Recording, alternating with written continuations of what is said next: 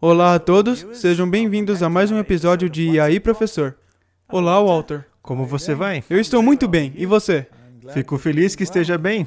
Mesmo no lockdown, você ainda se sente bem. Esses são dias interessantes. Estou aguardando para ver o que acontece em seguida. Sempre há as pessoas negativas, mas não deveríamos estar empolgados com o que está acontecendo? Sim, tem seus aspectos positivos. Poderia iniciar com uma oração? Querido Pai Celeste, ao discutirmos os assuntos sobre a Tua verdade, especialmente a verdade para este tempo, oro para que estejas com as nossas ponderações e guie nossos pensamentos. Em nome de Jesus, amém. No episódio anterior, mencionamos que o Senhor trataria sobre o espírito de profecia em termos mais amplos. Mas antes disso, nós recebemos vídeos interessantes, entre outros do Dr. Shiva, do Dr. Buttar, e houve algumas perguntas sobre os QAnons. Eu não sei se o senhor sabe alguma coisa sobre isso. Sim, eu já sondei esses assuntos. Então, o que o senhor poderia nos dizer de interessante acerca das coisas que descobriu? Puxa, você está colocando a corda em meu pescoço. Me desculpe. Mas tenho certeza de que os telespectadores gostariam de saber. Por exemplo, o que o senhor ouviu falar sobre o quê? O que ouviu falar sobre os Anons? O que acha desses vídeos que falam que o Trump será arruinado e que o Illuminati será exposto e que o Dr. Fauci... E que a nova ordem mundial será evitada. Sim. E todas essas coisas. Bem, antes de entrarmos nisso, queria falar um pouco sobre a dialética hegeliana. Basicamente, o princípio é que se colocam opostos no mundo e, em seguida, esfregam-se os opostos um contra o outro até que finalmente obtém-se a síntese. O interessante é que, se estudarmos as obras dos jesuítas, por exemplo, ali como está registrado nos anais congressionais, eles declaram com muita clareza qual é o alvo deles, que é a destruição do protestantismo. Esse é o alvo dos jesuítas. Não devemos perder esse alvo de vista. Ora, qual protestantismo eles estão interessados em destruir no tempo em que vivemos? Qualquer protestante que não reconheça a supremacia do Papa, pois esse é outro de seus alvos declarados. Restaurar a supremacia do Papa. Logo, declaram com muita clareza ser a obrigação dos jesuítas escalar na hierarquia as posições de poder e onde podem atuar como instigadores de diretivas especiais que devem ter nos governos. É disso que trata as organizações como os Cavaleiros de Colombo, etc. É por isso que existem. É o alvo declarado deles. É por isso que William Barr, quando perguntado sobre sua afiliação aos Cavaleiros de Colombo, como já declaramos, ele disse, não iria interferir em sua obra, pois ele vai dar a César o que é de César. Mas como já falamos, só há um César no mundo atualmente, que carrega o título de César, o Pontífice Maximus. Portanto, ele deve ser César, pois tem o título de César. E esse é o Papa. Então, ao responder, vou dar a César o que é de César, ele não estava quebrando seu juramento que fez aos Cavaleiros de Colombo de nenhuma maneira. E os jesuítas fazem o mesmo. Eles declaram categoricamente em seu juramento de lealdade que vão defender os lados opostos de uma questão, até mesmo de forma agressiva. Parecerão estar em conflito e lutando um contra o outro, como cães e gatos. Mas na síntese que resulta disso, a Igreja-mãe será glorificada. Esse é o alvo. Mesmo até a morte. Até mesmo a morte, correto. Esse é o alvo declarado deles. É por isso que eu sempre me fascino quando vejo as pessoas que estão atuando nisso. E na palestra passada falamos sobre o Dr. Fauci, por exemplo. E nesses vídeos que você menciona, eles realmente criticam o Bill Gates e o Dr. Fauci, não é? Eles dizem que essas pessoas estão em conluio e só têm uma ideia, que é vacinar o mundo inteiro e dar-lhes a marca da besta. Você sabe como o mundo cristão aí fora se sente quanto à marca da besta. Estão todos convencidos de que isso é um microchip, que será colocado na pele, etc. Esse é o grande temor. E se tivéssemos um Salvador agora? Alguém que surgirá e nos salvará desse pântano terrível, desse estado profundo de conspiração para fazer de todos robôs para que não possamos pensar por nós mesmos. Sabe, há vídeos sobre o FanVax. O FanVax. Isso, a vacina para os fundamentalistas. Uma vacina que interfere no gene e ajuda nas decisões no lóbulo frontal com respeito aos assuntos religiosos, etc. Faz com que todos sejam, como dizem, normais. Já vimos tudo isso. E vamos tratar de tudo isso. Deus quer que as pessoas tomem decisões baseadas na razão. Decisões emocionais são como o vento, que estão aqui hoje e se vão amanhã. É preciso ter uma base racional. Eu não acredito que Deus permitiria a humanidade ser vacinada a ponto de perder sua capacidade de tomada de decisão consciente. Deus não permitiria isso, pois se as pessoas não puderem fazer escolhas, não poderiam ser consideradas responsáveis. E Deus quer pessoas responsáveis. E se analisarmos o cenário, Dr. Fauci, como vimos, foi instruído em instituições jesuítas, e a administração também. Então, estão ambos no mesmo time, certo? Um está acusando o outro. E nesses vídeos, eles têm dito que a lei foi quebrada, que esses vírus foram fabricados e que foi um ato ilegal e que o único alvo deles é levar toda a humanidade ao seu sistema de lavagem cerebral, etc., etc. E vamos precisar de um Salvador. E esse Salvador é que. E ninguém sabe quem é que. Alguns dizem que é Donald Trump. Outros que é Kennedy, que morreu, mas que não morreu realmente e que vai ressuscitar. Essas coisas são fascinantes. E mesmo se fossem verdade, mesmo se realmente acontecessem, não mudaria nem um jota, porque ainda estão julgando ambos os lados da moeda. O plano principal não mudou. O plano principal não mudou. Eu diria, não se deixe distrair por essas coisas que por aí existem. É seu alvo declarado sempre acrescentar verdade a elementos de falsidade. Trata-se da coisa mais perigosa que há quando se mescla verdade e erro. É como acrescentar veneno a um suco delicioso. É o veneno que vai matá-lo, mesmo que seja um suco delicioso. Então, se analisarmos isso em termos da dialética hegeliana, sim, e daí? Temos bandidos e mocinhos. É como brincar de bom policial e mau policial. E se o Salvador aparece, dizendo que nos salvará de tudo isso, será que o mundo religioso se alegrará? Não dirão, finalmente, estamos nos livrando de todo o mal do mundo. Finalmente, alguém se levantará para prender todos esses traficantes de crianças, pedófilos, seja o que for, onde quer que estejam, quer no Vaticano ou na família real. Em Hollywood. Em Hollywood, não importa. Em Hollywood não importa, vamos prender a todos. Logo limparemos o mundo e nos dedicaremos ao que nossa Constituição é. Afinal de contas, somos um povo sob o governo de Deus. Sim, a moralidade trazida de volta. A moralidade de volta ao sistema. E a igreja dirá, aleluia!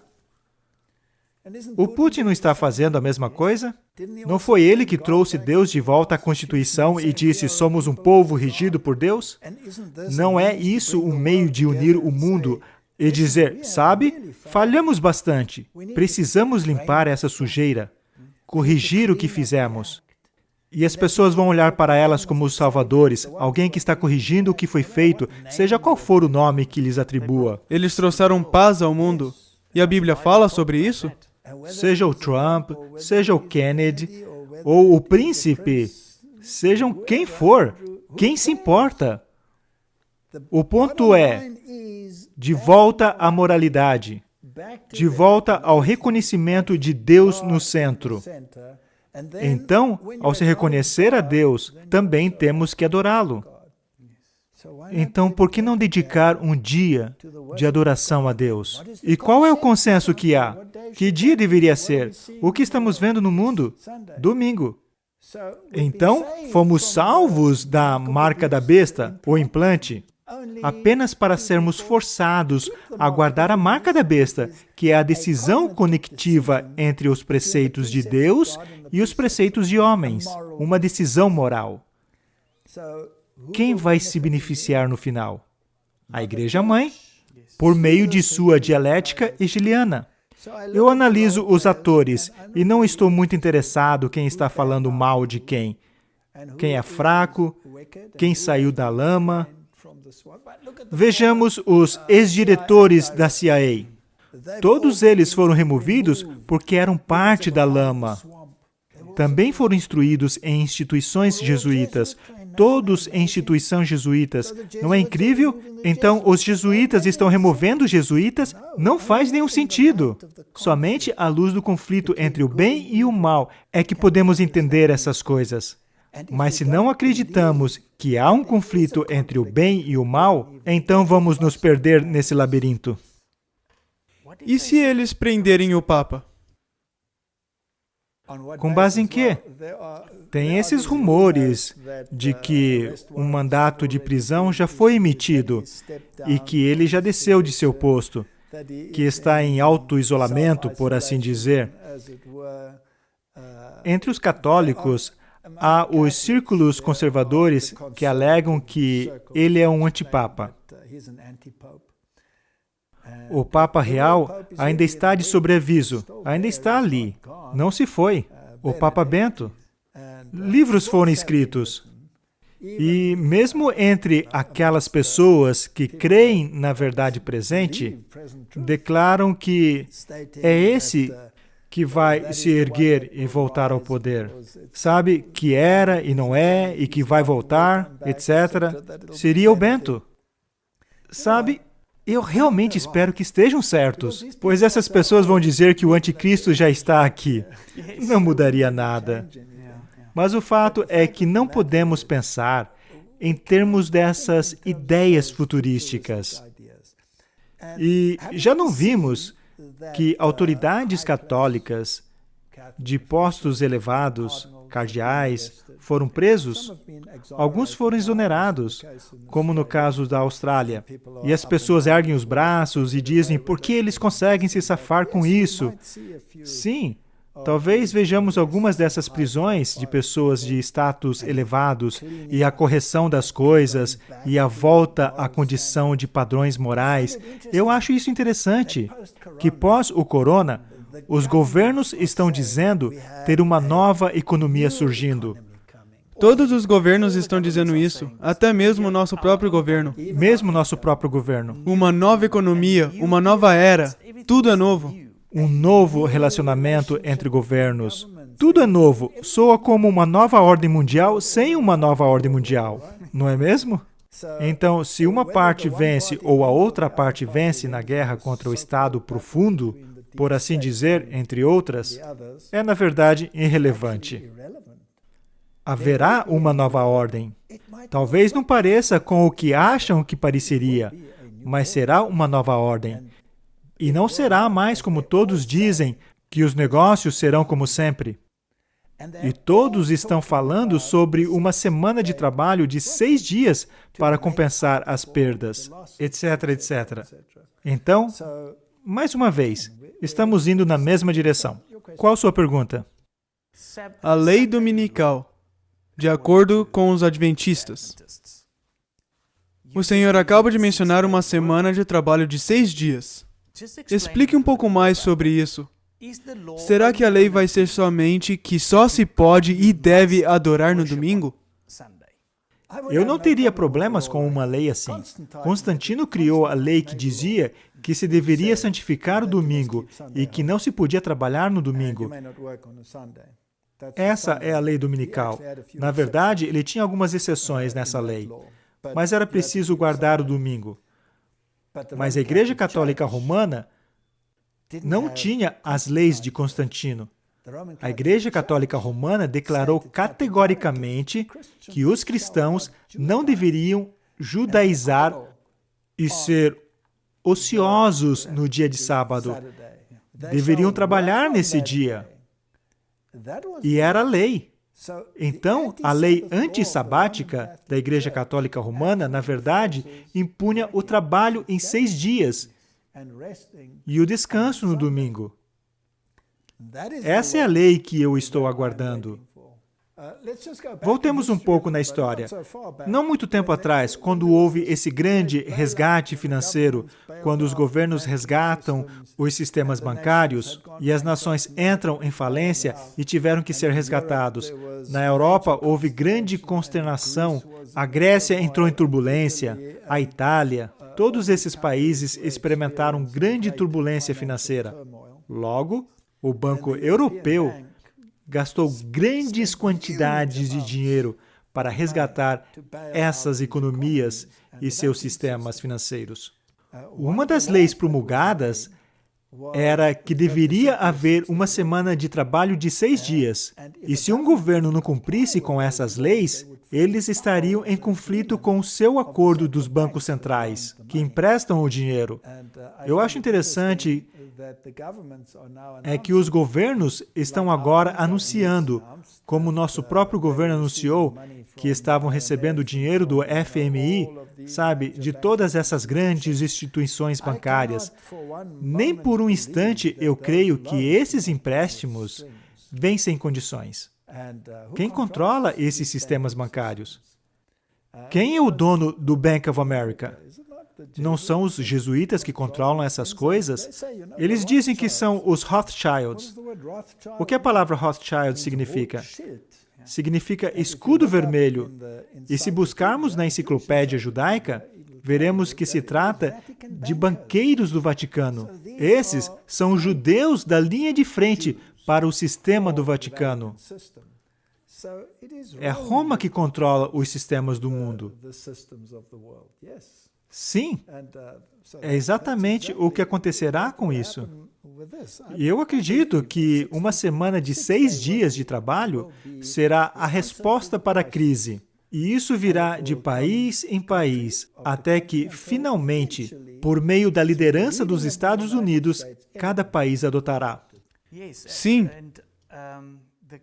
E o governo da África do Sul emitiu um documento sobre educação. E um dos cenários, quando a pandemia terminar e puderem voltar à escola, é recuperar o tempo perdido. E as pessoas podem ser forçadas a ir para a escola aos sábados. Essa mesma sugestão já foi feita na Alemanha. Isso é algo que está acontecendo. Começa pequeno e vai crescendo. Mencionamos o pequeno tempo de angústia. E isso não é de uma vez. Vai entrando sorrateiramente. Vai entrando sorrateiramente. E quando menos nos dermos conta, já está lá. E quanto ao Papa? É possível que ele seja preso? Bom, como dizem, há um mandato de prisão em vigor contra ele. Eu preciso ver essas coisas antes de crer, pois há tantos ventos de histórias e doutrinas soprando por aí, que se tivermos que acreditar em cada uma delas, ficaríamos loucos. Mas como se diz, os católicos conservadores o consideram um antipapa, e que o verdadeiro vai finalmente sair da obscuridade, ou outro será eleito em seu lugar. Ou seja, qual for o cenário, isso não importa. Isso não importa. Ele ainda será a força moral no mundo. Se prenderem esse aqui, haverá um próximo. Sim, e quão melhor será, se quisermos pensar como eles, se tivermos agora esse sistema limpo, o lamaçal limpo. A igreja foi purificada de todos esses liberais. E agora, estamos voltando a uma moralidade séria. Será que tudo voltará a resplandecer com o brilho das flores? Sim, podemos falar do espírito de profecia, pois o espírito de profecia tem muito a dizer sobre o Papa. E todas essas coisas que estão acontecendo, o Senhor se importaria de nos dar uma introdução do que consiste essa segunda perna do Adventismo? Sim, obviamente. Isso é uma batata quente. O espírito de profecia. Eu fiz uma série algum tempo atrás com François Duplessis sobre a luz menor e a luz maior, onde tratamos disso com muitos detalhes. Talvez você possa colocar o link para essa série. Farei isso para estudos adicionais. Também fiz algumas palestras no passado sobre isso. O dom orientador de Deus. Há uma palestra com todos os versículos bíblicos e tudo mais associado com isso, bem como os eventos que ocorreram. Se você colocar os links dessas palestras, as pessoas podem ter os detalhes, não temos que repeti-los aqui. Mas a pergunta é, por que o Adventismo alega ter um suporte profético adicional em se tratando dos escritos de Ellen White? Será que precisamos de algo como escritos inspirados para os tempos em que vivemos? Será que não precisamos deles? Se analisarmos alguns versículos bíblicos a esse respeito, vamos ao livro de Efésios, por exemplo, ou primeira carta aos Coríntios. Vamos primeiro a Coríntios. Ok, primeira aos Coríntios e vamos ao capítulo 1, que fala sobre os dons espirituais. E vamos ler a partir do verso 4. Sempre dou graças ao meu Deus por vós, pela graça de Deus que vos foi dada em Jesus Cristo, porque em tudo fostes enriquecidos nele, em toda palavra e em todo conhecimento, como o testemunho de Cristo foi-me confirmado entre vós. Veja, temos aí o testemunho de Cristo, de maneira que nenhum dom vos falta, esperando a manifestação de nosso Senhor Jesus Cristo. Então, o testemunho de Cristo precisa ser confirmado, a fim de que nenhum dom nos falte, ao guardarmos a vinda do nosso Senhor Jesus Cristo, o qual vos confirmará também até ao fim, para serdes irrepreensíveis no dia de nosso Senhor Jesus Cristo. Então, temos essa questão de dons espirituais. Efésios também fala sobre isso. Diz quais são os dons. Tem o dom da pregação, da cura, de línguas, de profecia. Tem todas essas questões. Se formos a Apocalipse, capítulo 17...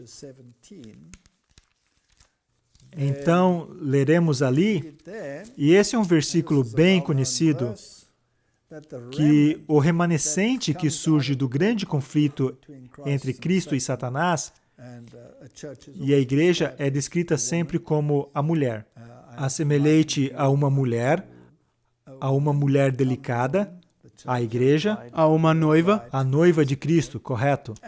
E a mulher que viste é a grande cidade que reina sobre os reis da terra. Isso nos diz que essa cidade inimiga, reinará sobre a terra. Então, esse é um lado. E se formos ao capítulo 12, versículo 17, lemos que o dragão se irou contra a mulher. E aqui temos o povo de Deus sendo comparado com uma mulher. Ora, temos Babilônia comparada a uma mulher. É o sistema da igreja. E temos o povo de Deus, o remanescente, comparado com uma mulher. E foi fazer guerra ao remanescente da sua semente. Então haverá esse embate entre os dois sistemas. E nos diz os atributos: os que guardam os mandamentos de Deus e não os mandamentos de homens. E têm o testemunho de Jesus Cristo. Ora, Paulo diz que nenhum dom nos falte ao aguardarmos a vinda do Senhor. Se formos a Apocalipse 19:10, lemos que o anjo, falando com João nessa revelação, João está tão impressionado que cai aos pés do anjo e o anjo diz que ele não deveria fazer isso. E eu lancei-me aos seus pés para o adorar. Mas ele disse-me, olha, não façais tal. Sou o teu conservo e de teus irmãos, que têm o testemunho de Jesus. Adora a Deus, porque o testemunho de Jesus é o espírito de profecia. Então, um dos atributos do povo de Deus, no fim, é que o espírito de profecia que Timóteo teve, que Paulo teve e que os profetas tiveram, se repetirá no tempo do fim.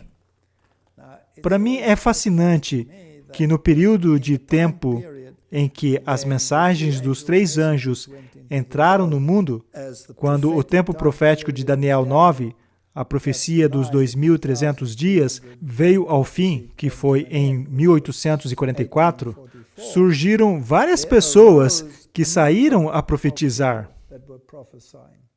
Joseph Smith, dos Mormons, Ellen White, dos Adventistas, os Shakers, todos estavam nesse período profético. E a pergunta é, como distinguir o verdadeiro do falso? Pois a Bíblia diz claramente que o remanescente terá esse dom e que aqueles que aguardam a manifestação do Senhor não terá falta de nenhum dos dons. Então, como determinar se alguém é ou não um profeta? Bem, estudando os atributos de um profeta. E a Bíblia nos diz claramente que devemos examinar os profetas. Por exemplo, se formos a primeira aos Tessalonicenses, capítulo 5,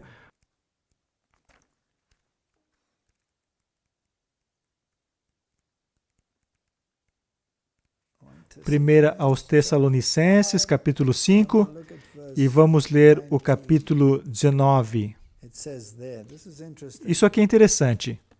Não extingais o Espírito. Não desprezeis as profecias. Examinai tudo. Retende o bem. Abstém-vos de toda a aparência do mal. Em outras palavras, a Bíblia nos diz que não devemos desprezar as profecias, e sim examiná-las. E como se examina? Critérios bíblicos. Com certeza. E quais são os critérios bíblicos? Bem, esses fatores externos, mas também a pregação.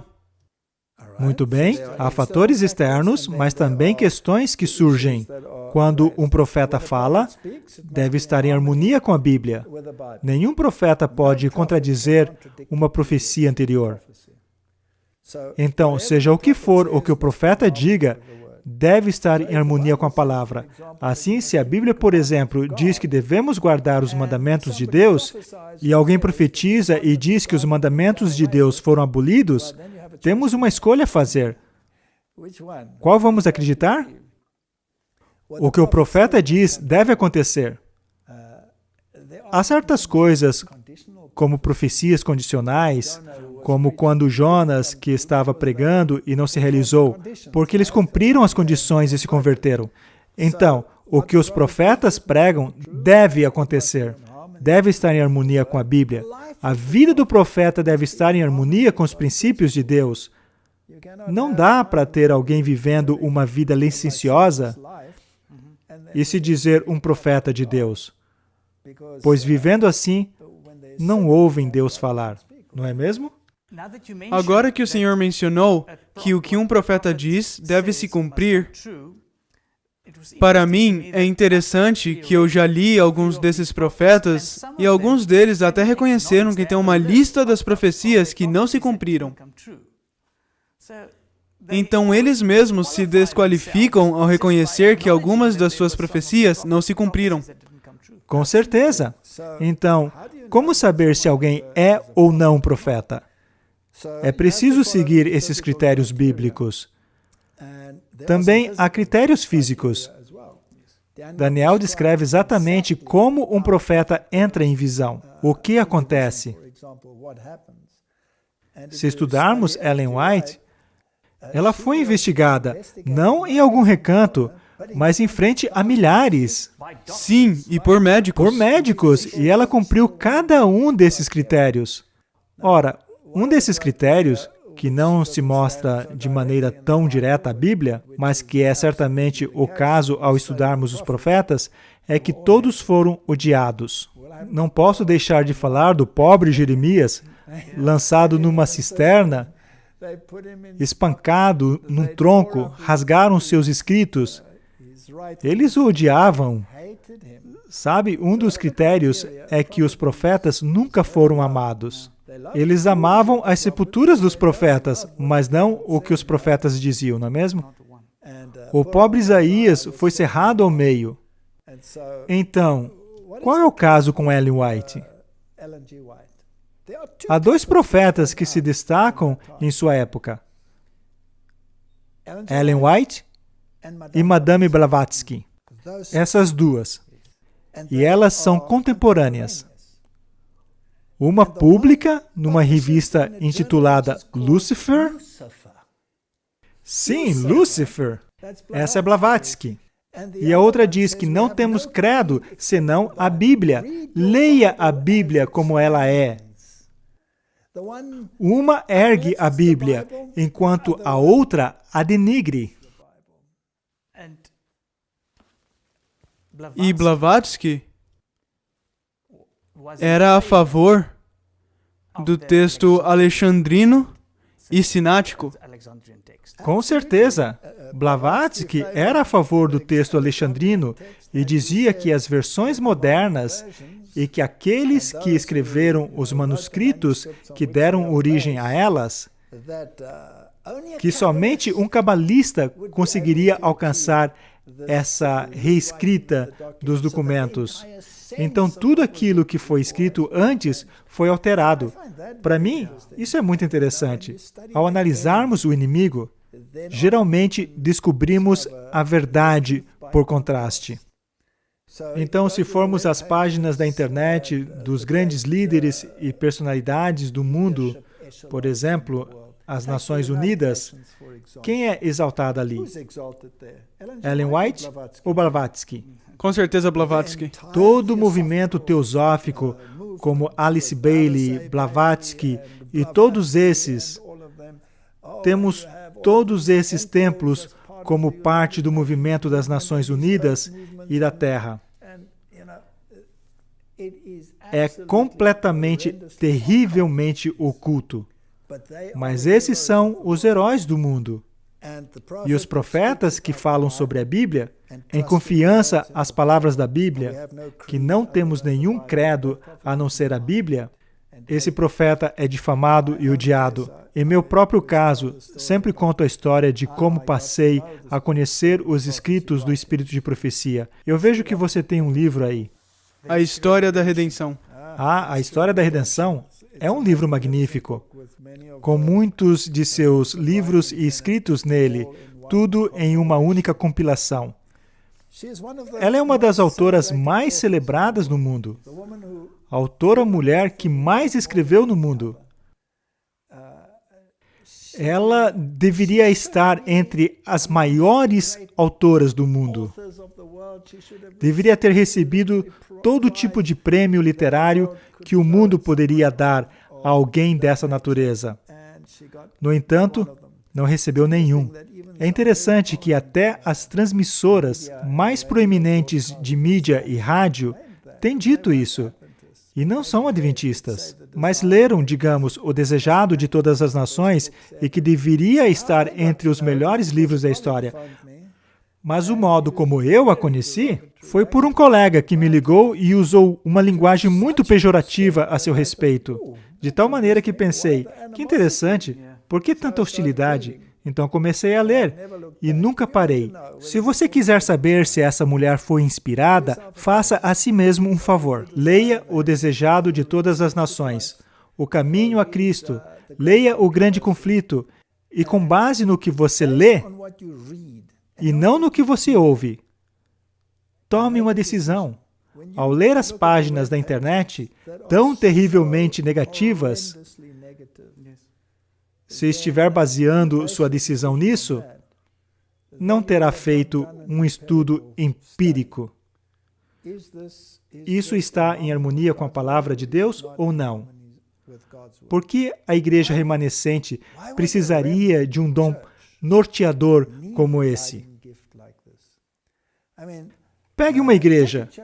Não gosto de desmerecer as igrejas, mas é que algumas coisas são tão escancaradamente óbvias que me faz pensar, uau, e as pessoas ainda frequentam essas igrejas.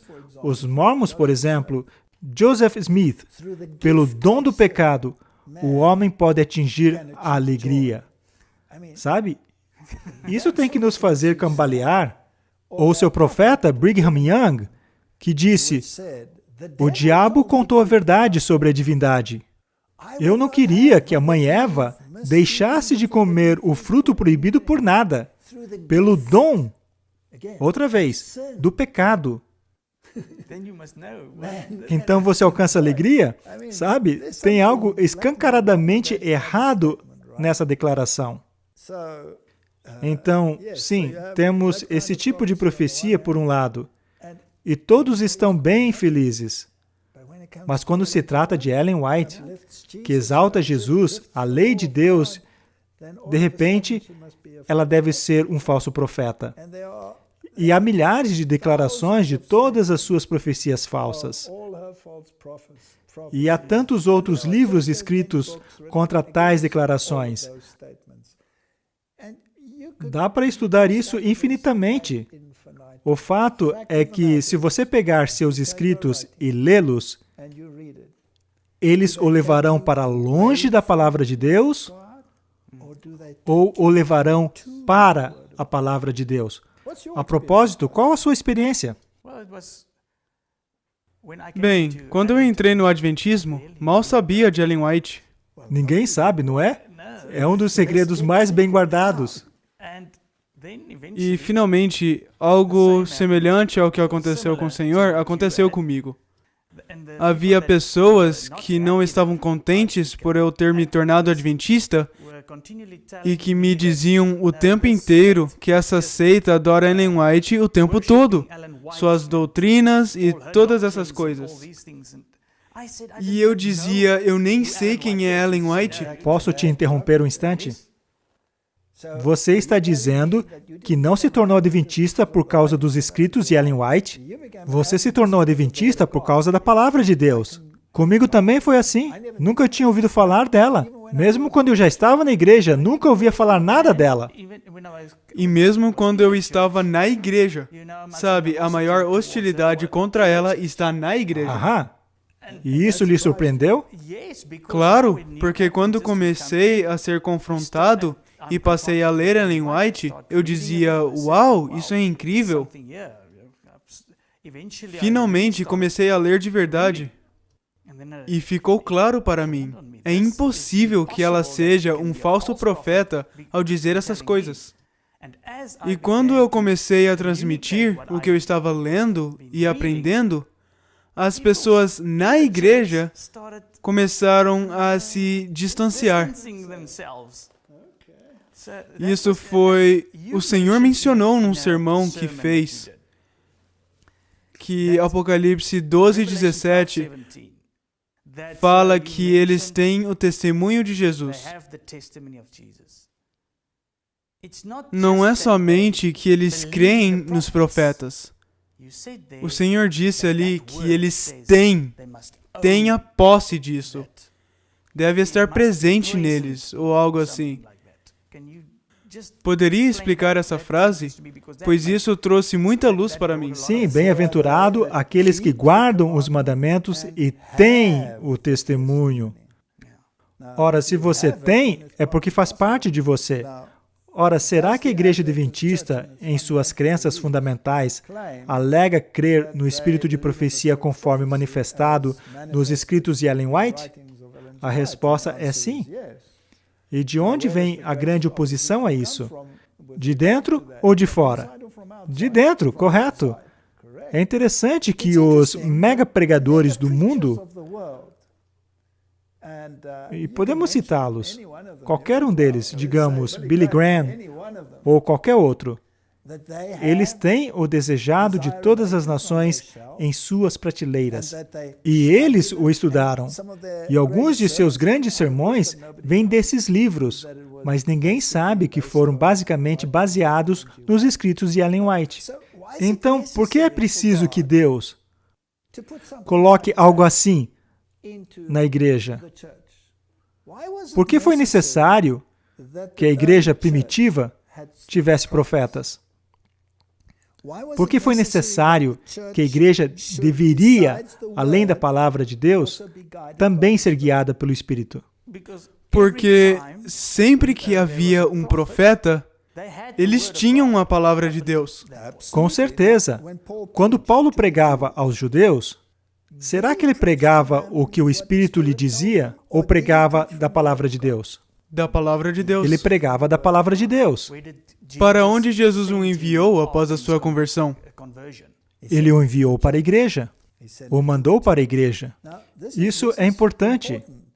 Então, sua convicção, aquilo do que você finalmente prega, vem da palavra de Deus.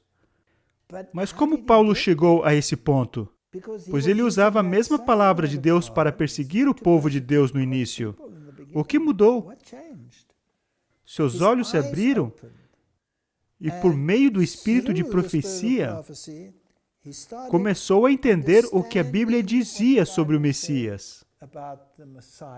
Como ele viria, que sofreria, etc. Nessa confusão babilônica que temos no fim dos tempos, onde há milhares de igrejas, cada uma ensinando as coisas mais absurdas, como chegamos ao ponto onde voltaremos à sua palavra? Deus, em sua misericórdia, deu à sua igreja uma linguagem simples e direta que ilumina este livro. Então, é esse livro, a Bíblia, que é o meu credo. É na Bíblia que baseio minha fé. Mas para entender as nuances, por exemplo, quando se trata do modo como a Bíblia foi escrita, tipo e antítipo. Sabe, quando você lê a Bíblia, uma história é somente uma história. Que impacto isso tem se é somente uma história? É algo que ocorreu no passado.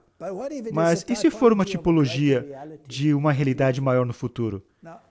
Eu jamais teria descoberto esse belo aspecto da tipologia se não tivesse lido Patriarcas e Profetas. De repente, todas as histórias do Antigo Testamento passam a ter vida. Não são histórias mortas sobre o passado, mas histórias que iluminam o presente.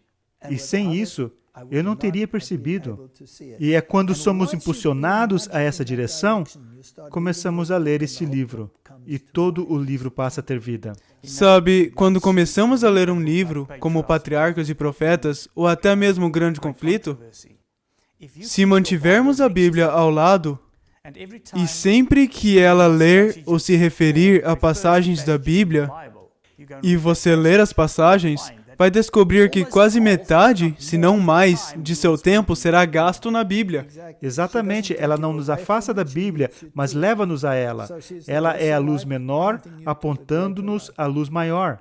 Não fosse o espírito de profecia, estaríamos muito confusos no tempo do fim. Com todos esses ventos de doutrina, estaríamos ouvindo os ventos, mas não a palavra. E essa é uma das razões pelas quais eu amo o espírito de profecia. Sabe, eu acho que as pessoas aí no mundo têm medo de profetas. Sim, porque há tantos falsos profetas. Esse é o problema. Sempre que ouvimos dizer que alguém é um profeta, não, devemos nos afastar. Pois esse versículo que Jesus disse para estarmos alertas aos falsos profetas, agora todos são falsos profetas. É como se não houvesse profetas verdadeiros. Mas ele diz, provai os espíritos, não desprezeis as profecias. Então deve haver um profeta verdadeiro, se a ordem não é desprezar.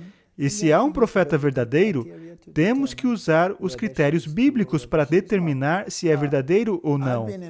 Sabe, eu tenho pregado essa palavra já há uns bons 30 anos, não é?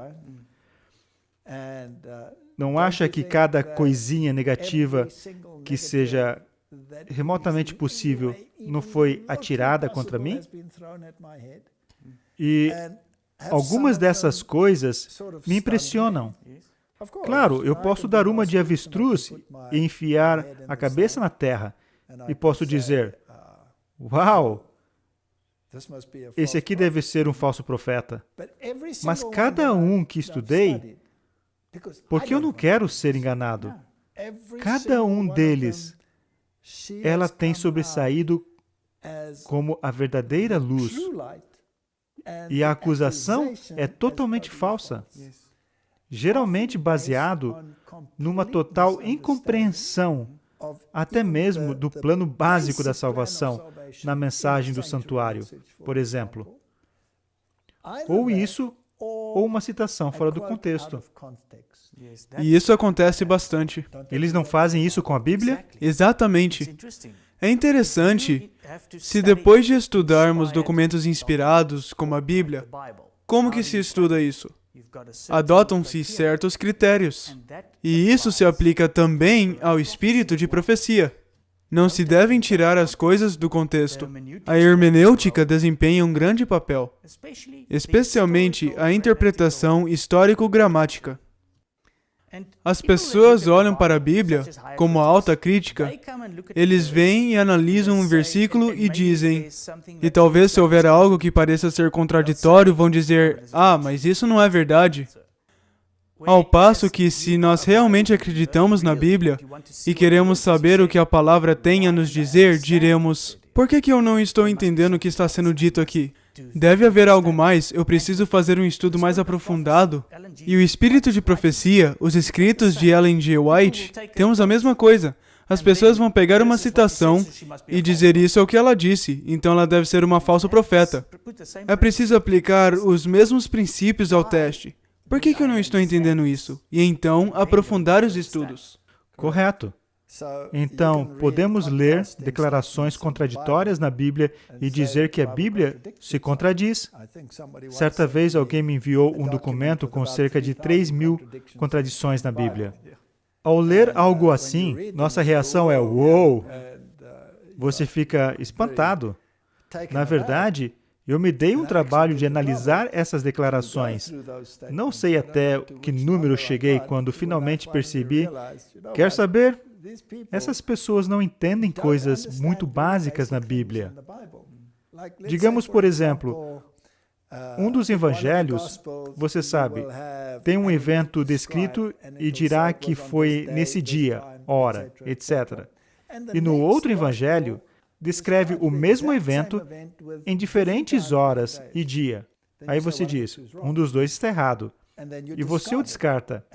E faz uma grande parafernália quanto a como a Bíblia se contradiz e que nem mesmo dois evangelhos estão em harmonia. Aí, quando se estuda de maneira mais aprofundada, descobre-se que um está usando a contagem romana e o outro a contagem hebraica. Por isso o tempo é diferente. Como Daniel estava em seu 3º ano e Nabucodonosor em seu 2º ano, mas terminou sendo preso. Como é que pode? Algum deles deve estar errado, não é? Uma das declarações deve estar errada. É que na contagem babilônica, eles tinham um ano essencial, e em seguida contavam os anos. Não há desarmonia. É o mesmo que aplica a Ellen White.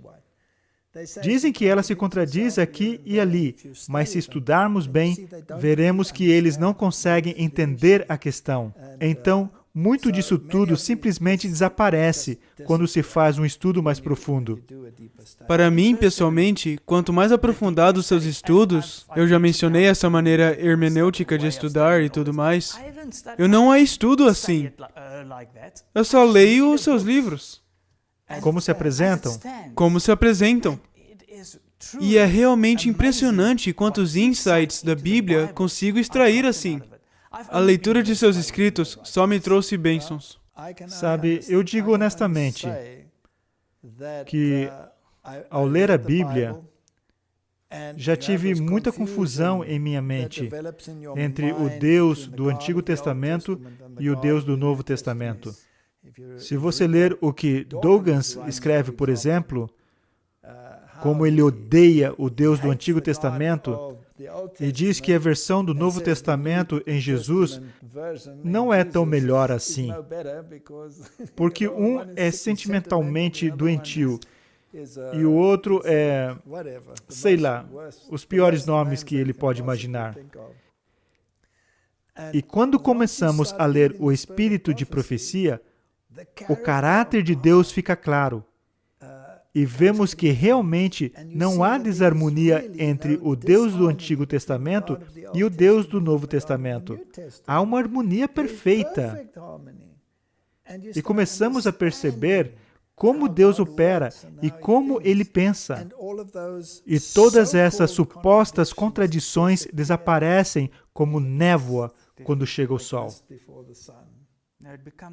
Fica muito mais claro e cheio de cores quando se lê o Espírito de Profecia. A Bíblia é muito clara dizendo que devemos crer nos profetas e prosperaremos. É Amós que diz isso. E eu acho, é exatamente isso. Se quisermos prosperar, Deus, em sua sabedoria, deu esse dom profético à última igreja, ao remanescente que guarda os mandamentos. Se esse mandamento não tivesse ali, então não pode ser o remanescente, pois, de acordo com os critérios, precisa estar lá. Goste ou não, precisa estar lá. Podemos usar a Bíblia como um martelo ou os escritos de Ellen White como um martelo. Dependendo do que citamos, podemos usar a Bíblia como o bálsamo mais aliviante sobre nossas feridas. Ou os escritos de Ellen White como o bálsamo mais aliviante sobre nossas feridas. Essa é a natureza da Bíblia de Deus. A palavra de Deus vai golpear-nos, machucar-nos, atar-nos e curar-nos. E ela fará o mesmo. Então, os dois espíritos estão em total harmonia entre si. Há uma repreensão e há amor. E há cura. E eu não gosto de estar sem isso, especialmente nos tempos em que vivemos. É interessante o Senhor ter mencionado isso, porque eu gostaria de dizer o seguinte: assim que lemos o desejado de todas as nações e passamos a conhecer a Cristo de verdade, então podemos ler outras coisas, como o livro O Grande Conflito, e podemos ver claramente qual que é o nosso rumo neste mundo. E isso não é amedrontador. Na verdade, é estimulante ver as coisas acontecendo diante de nossos olhos, as profecias sendo cumpridas e saber que Jesus em breve virá. O que é que o mundo diz? Analisemos atentamente ao mundo.